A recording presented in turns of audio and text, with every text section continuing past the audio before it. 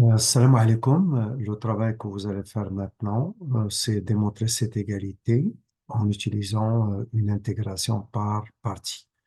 Alors faites ce travail vite et très très bonne chance à tout le monde. Alors pour que ça soit par partie, alors on commence premièrement. Alors on pose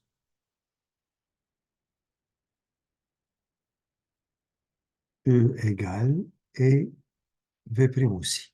Alors, on sait très bien que pour E, alors on choisit la fonction ln avec E toujours, quand une intégration par partie, il y a le ln.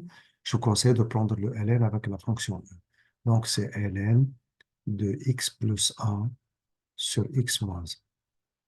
Par conséquent, V', c'est 1. Là, on voit que le produit des deux fonctions que vous avez, ça fait 1 fois, eh ben, c'est bien la fonction que vous avez dans l'intégrale. Donc, ça veut dire que la décomposition, elle est sans faute.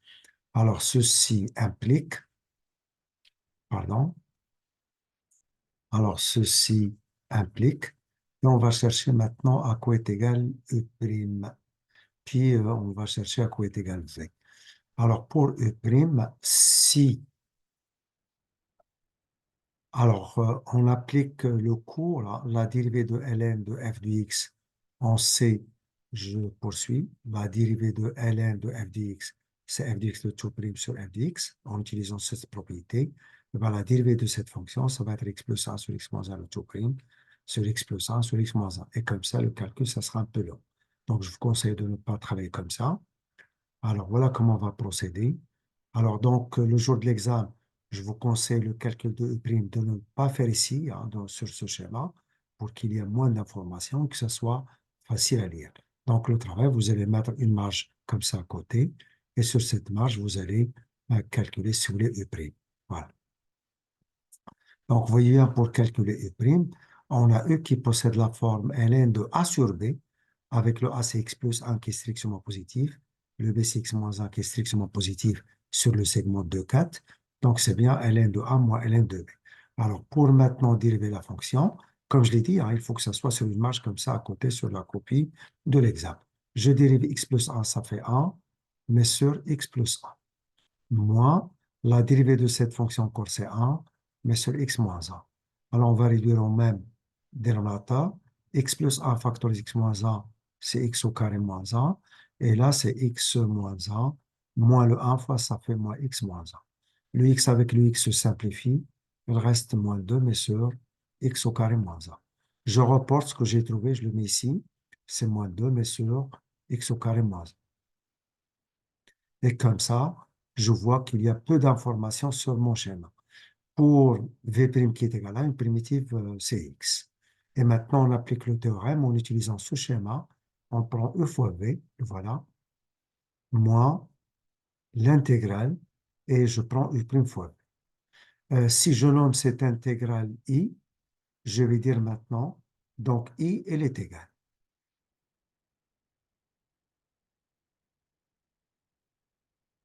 Il est égal, premièrement, E fois V. Quand je prends E fois V, si vous faites le produit comme ça, fois V, et vous mettez le X, ln comme ça, ben, vous pouvez confondre avec ln de ce produit. Alors, pour ne pas être dans ce problème, il vaut mieux, il vaut mieux commencer par le X et garder le ln en dernier. Alors, commencez par le X et gardez le ln en dernier, pour ne pas être dans la confusion que j'ai montrée. Alors, ln2, tout pris entre 2 et 4, moins somme de 2 à 4. Le produit un des deux E' fois V, ça fait moins 2x, mais tout ça sur x au carré moins 1. Donc, le produit de ces deux fonctions. Tout élève, il remarque que le moins avec le moins, c'est un plus. Je le fais tout de suite. Et ceci, il est égal. On cherche l'image de 4 par cette fonction. Ça va donner 4 ln. Alors, 4 plus 1, c'est 5. Et 4 moins 1, c'est 3. Donc, c'est 5 sur 3. Moins l'image de 2, ça fait 2 fois ln. 2 plus 1, c'est 3. Mais là, c'est 1, donc c'est 3. Donc, 2 moins 1, c'est 1. Plus Là, on voit qu'il s'agit de f' sur f, je l'utilise, somme de 2 à 4, x au carré moins 1 le tout prime sur x au carré moins 1 dx. Alors, je poursuis. Tout ça, ça fait 4 ln de 5 sur 3 moins 2 fois ln de 3 plus, et là, comme c'est f' sur f, une primitive, ça fait ln, mais entre 2 et 4, dans le x au carré moins 1 est positif, donc je vais utiliser x au carré moins 1. L'astuce, hein, c'est que si vous remplacez par 2, vous allez trouver 4 moins 1, c'est 3, donc c'est positif. Donc cette fonction, elle est positive hein, sur 2, 4. Donc il ne peut pas changer de signe parce qu'il ne peut pas s'annuler. Hein. Cette fonction, je dis, ne peut pas s'annuler. Si vous remplacez 2 si vous remplacez x par 2, ça va donner 4, moins 1, c'est 3, 3 c'est strictement positif.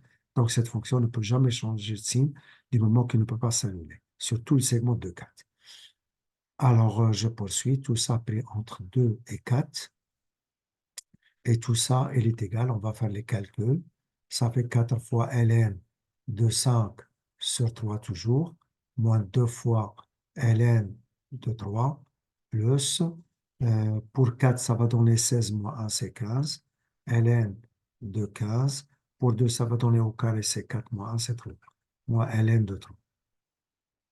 On voit bien qu'en finale, il faut trouver tout simplement, en fonction de ln de 5, j'ai dit en fonction de ln de 5 et ln de 3. Ça veut dire que je dois m'arranger de façon à utiliser que ln de 5 et ln de 3. Alors, je le ferai.